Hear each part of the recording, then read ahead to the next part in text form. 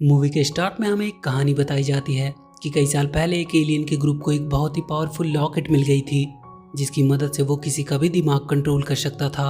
और उसी पावर के दम पे उन्होंने गैलेक्सी के सारे प्लेनेट पे अपना कब्जा करना शुरू कर दिया था और वहाँ के सारे लोगों को अपना गुलाम बनाने लगे थे। पर जब वो ह्यूमन के प्लेनेट पे आए तो उन्होंने वहाँ एक अलग प्रजाति का क्रिएचर को देखा जिन्हें कॉन्डोर नाम से जाना जाता था। उन कॉन्डोर्स पे उस लॉकेट का पावर काम नहीं करता था और इसी का फायदा उठाते हुए एक कॉन्डोर ने उनसे वो लॉकेट छीन लिया। उन एलियन को वहां से जाना पड़ा, इस डर से कि कहीं वो एलियन दोबारा उस लॉकेट को ना ले ले, इसलिए उसने उस लॉकेट को एक खुफिया जगह पे छुपा दिया। सारे यूनिवर्स के प्लेनेट उस एलियन से अब छुटकारा पा चुके थे, पर जैसे जैसे पीढ़ी आगे बढ़ती गई कॉन्डोर के वंशज उन एलियन और उनके लॉकेट को भूल गए। पर वो एलियंस इस बात को नहीं भूले, वो एक दिन जरूर अपना वो लॉकेट लेने वापस आएंगे और फिर से पूरे यूनिवर्स पे उनका राज होगा। अब हम प्रेजेंट में आते हैं और एक टियो नाम के कॉन्डोर को देखते हैं जो अपना फुटबॉल मैच खेल रहा था। वो उस शहर में सबका फेवरेट था क्योंकि वो फुटबॉल का सबसे अच्छा प्लेयर था। उसके छोटे भाई का नाम चिकी था और वो एक याइता नाम की लड़की से प्यार भी करता था, पर उसकी मॉम को वो बिल्कुल भी पसंद नहीं था। गेम खत्म होने के बाद टियो वहाँ की रिपोर्टर्स लड़कियों से फ्लर्ट कर रहा था। तभी याइता आती है और उसे गुस्से में एक इलेक्ट्रिक शॉक देती है। वो उससे कहती है कि क्या तुम्हें याद भी है कि आज उसकी मॉम का बर्थडे है। टियो झूठ बोल देता है कि हाँ उसे बिल्कुल याद है और वो सही टाइम पे उसके घर जरूर आ जाएगा। टियो का सबसे बड़ा कोई दुश्मन था तो वो था पेपे, जो कि खानदानी रईस था, इसलिए याइता की मॉम को वो काफी पसंद था। पेपे याइता की मॉम ट्रेमी को हमेशा इम्प्रेस करते रहता था ताकि वो उससे खुश होकर याइता की शादी उससे करवा दे। और आज ट्रेमी का बर्थडे था तो पेपे इतना सुनहरा मौका कैसे छोड़ सकता था। याइता भी टियो को जलाने के लिए पेपे की चमचमाती कार में उसके साथ बैठकर चली जाती है। शाम को टियो अपने दोस्तों के साथ बार में बैठा था। वो सबको बता रहा था कि उसे जल्दी से कुछ करना होगा, नहीं तो याइता को वो पेपे ले जाएगा। वो डिसाइड करता है कि वो आज ही याइता को शादी के लिए प्रपोज कर देगा। ये सब बातें पास के ही दुकान में अस्पा करा रही याइता की मॉम ट्रेमी सुन लेती है और वो भागते हुए टियो के पास आती है और उसे धमकाती है कि खबरदार अगर उसने उसकी बेटी को कभी प्रपोज किया, क्योंकि वो ऐसे ही किसी से भी शादी नहीं कर लेगी जिसके पास कोई ढंग का काम भी ना हो। वो उससे उसका रिंग भी ले लेती है और कहती है कि जब तक वो जिंदा है वो उसकी शादी अपनी बेटी से कभी नहीं होने देगी। रात में उदास होकर टियो अपने घर आता है। चिकी उसे अपने हाथों से बनाया हुआ पिज्जा खिलाता है और उसका मूड ठीक करता है।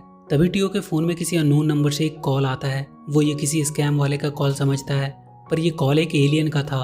वो उनसे कह रहा था कि अगर वो उन्हें वो मैजिकल लॉकेट दिला देते हैं तो इसके बदले में वो जो चाहे उससे मांग सकते हैं। वो दोनों अब भी इसे एक मजाक ही समझ रहे थे और टियो मजाक में कह देता कि अगर वो याइता की मॉम ट्रेमी को अपने प्लेनेट पे लेकर चले जाते हैं तो वो उन्हें वो लॉकेट जरूर ला देगा। एलियन डील ओके करके कॉल काट देता है। याइता अपने डैड के साथ ट्रेमी का बर्थडे मना रही थी। तभी टियो उन्हें विश करने उनके घर पहुंचता है। तभी उनका घर हिलने लगता है और उसके घर के ऊपर का हिस्सा पूरा टूट जाता है। वहाँ एक एलियन शिप आता है और वो ट्रेमी को उठाकर वहाँ से ले जाते हैं। तभी उस एलियन का एक मैसेज टियो को आता है कि उसने उसकी डील के मुताबिक ट्रेमी को उन्होंने उठा लिया है। अब उसकी बारी है कि वो उसे लॉकेट लाके दे और अगर 24 घंटे के अंदर उसने उसे वो लॉकेट नहीं दिया तो ट्रेमी कभी भी वापस नहीं आने वाली है। याइता टियो से अब काफी नाराज थी क्योंकि उसी की वजह से उसकी मॉम को वो एलियन उठाकर ले गए थे। वो टियो का अब शकल भी देखना नहीं चाहती थी।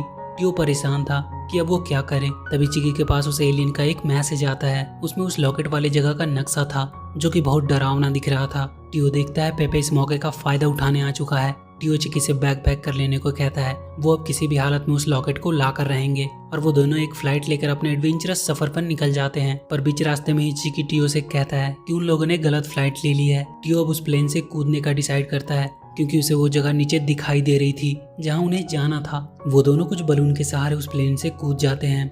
आगे हम उस एलियन को देखते हैं जिसने ट्रेमी को पकड़ कर रखा था। वो एलियन को ट्रेमी काफी अच्छी लग रही थी, पर ट्रेमी उसे उठाकर पटकने लगती है।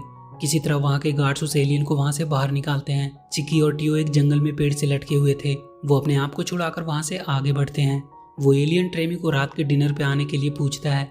ट्रेमी भी मान जाती है क्योंकि बहुत दिन बाद किसी ने उससे डिनर के लिए पूछा था। वो अच्छी तरह से तैयार होकर डिनर में पहुंचती है। वो उस एलियन को बताती है कि किसी ने कभी भी उसके मोटापे की वजह से उससे प्यार नहीं किया। वो एलियन कहता है कि कोई कैसे इतनी खूबसूरत लेडी के साथ ऐसा कर सकता है। ट्रेमी वाकई में उस एलियन के साथ कुछ स्पेशल फील कर रही थी। टियो और चिकी को वो लॉकेट वाली जगह मिल चुकी थी। वो दोनों उस पिरामिड के अंदर जाते हैं। अंदर बहुत सारे कंकाल पड़े थे पर वो आगे बढ़ते रहते हैं। तभी उन्हें एक कॉन्डोर कंकाल दिखाई देता है। वो एक छोटी ट्रॉली में बैठकर भागने लगते हैं। वो कंकाल उनका पीछा करने लगता है और वो भागते भागते उस ट्रॉली से निकलकर दूर जाकर गिरते हैं। पर वहाँ और भी कंकाल थे, वो उन्हें घेर लेते हैं। चिकी को वहाँ ऊपर वो लॉकेट दिखाई देता है। वो दोनों जल्दी से लॉकेट की तरफ बढ़ते हैं और टियो वो लॉकेट उठाकर पहन लेता है और उस लॉकेट की मदद से उन सारे कंकाल को कंट्रोल करके उनके साथ थोड़ी मस्ती करने लगता है। तब तक चिकी वहाँ के दीवार पे बने ड्राइंग्स को देखने लगता है। वो उन ड्राइंग्स को देखकर समझ जाता है कि उन एलियन को ये लॉकेट क्यों चाहिए। वो टियो को बताता है कि अगर हम ये लॉकेट उस एलियन को दे देंगे तो वो पूरे यूनिवर्स को अपने कब्जे में ले लेगा। पर टियो को उसकी बातों पे विश्वास नहीं होता और वो उस एलियन को कॉल करके बुला लेता है और उसे वो लॉकेट दे देता है और उसके बदले में ट्रेमी को वापस करने को कहता है। पर वो एलियन उसे धोखा दे देता है और ट्रेमी को वापस करने से मना कर देता है। तभी कुछ लोग आकर टियो और चिकी को किडनैप करके वहाँ से ले जाते हैं। उन दोनों को एक सीक्रेट जगह पे ले जाया जाता है। वहाँ के ऑफिसर उन्हें बताती है कि वो international space invader defence programme के हेडक्वार्टर में है। कई सालों से उनकी टीम अर्थ को सीक्रेटली एलियन के अटैक से बचाते आ रहे हैं। वो उसे बताती है कि उनकी टीम बहुत से खतरनाक एलियन से लड़े, पर उनमें सबसे खतरनाक है मोलस्कॉसियंस नाम का एलियन। ये वही एलियन था जिसे टियो ने वो लॉकेट दिया था। उस ऑफिसर को जब ये बात पता चलती है तो वो टियो पे काफी गुस्सा करती है कि उसकी वजह से पूरी दुनिया आज खतरे में है। तभी उनका साइंटिस्ट बताता है कि एलियन उन पर बहुत जल्द हमला करने आ रहे हैं। वो ऑफिसर उन्हें बताती है कि उनके पास अब एक ही रास्ता है उन एलियन से बचने का।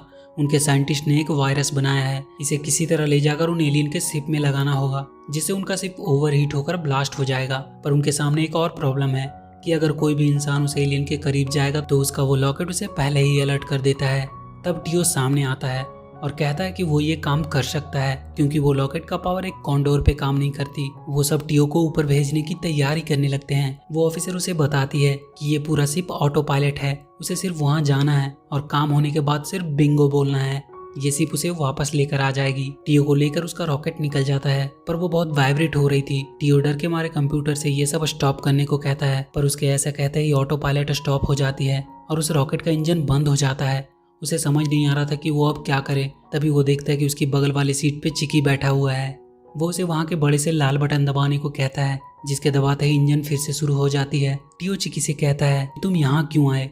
चिकी कहता है कि वो उसे अकेले ये काम करने नहीं दे सकता था और वो दोनों अब उस एलियन शिप के नजदीक आ चुके थे। वो उस शिप में पाइपलाइन के थ्रू इंटर करते हैं। टियो वायरस वाली चिप ले जाकर वहाँ के कोर में इंस्टॉल कर देता है। टियो अब ट्रेमी को ढूंढने के लिए जाता है। चिकी उसे आगे के रास्ते में गाइड करता है, पर वहाँ पहुंचकर टियो देखता है कि वो एलियन ट्रेमी को मसाज दे रहा है। तभी वो एलियन उसे देख लेता है और वहाँ के गार्ड्स को टियो को अरेस्ट करने को कहता है। टियो ट्रेमी को समझाने की कोशिश करता है कि उसकी बेटी और उसका पति वहाँ इंतजार कर रहे हैं।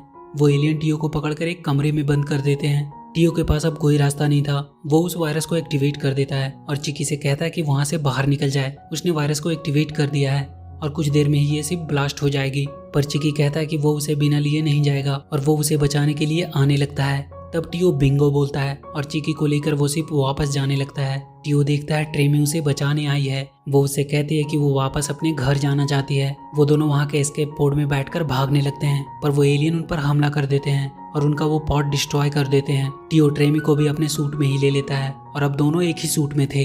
तभी वो देखते हैं कि चिकी उस शिप को वापस ले आया है।